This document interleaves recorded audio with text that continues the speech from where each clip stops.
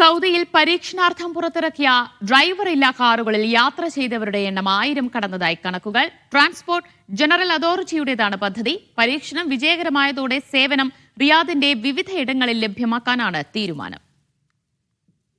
സ്വയം ഓടുന്ന കാറുകൾ പരീക്ഷണാർത്ഥം കഴിഞ്ഞ ജൂലൈയിലാണ് റിയാദിൽ സേവനം ആരംഭിച്ചത്. Roshn front shopping mall, princess Noura university എന്നീ രണ്ടിടങ്ങളിലാണ് പരീക്ഷണ സേവനം. Transport general authority, Uber, WeRide എന്നിവയുടെ സഹകരണത്തോടെയാണ് പദ്ധതി. സ്വയം ഓടുന്ന കാറുകളുടെ പൈലറ്റ് സർവീസിൽ ഇതുവരെ 1000-ലധികം യാത്രക്കാർ യാത്ര ചെയ്തുവെന്നാണ് കണക്ക്. പരീക്ഷണം വിജയകരമായതോടെ റിയാദിലുടനീളം ഈ വർഷം അവസാനത്തോടെ സേവനം ലഭ്യമാക്കും. 20-ലധികം വാഹനങ്ങൾ നിരത്തിലിറക്കാനും പദ്ധതിയുണ്ട്. നിലവിൽ ഊബർ ആപ്ലിക്കേഷനിലൂടെ സേവനം ലഭ്യമാകും. ഓരോ വാഹനത്തിലും ഒരു സുരക്ഷാ ഉദ്യോഗസ്ഥൻ നിലവിൽ ഉണ്ട്.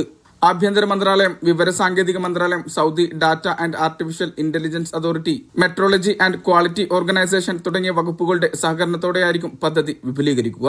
Vishal Cherpulassery, media 1, Riyadh.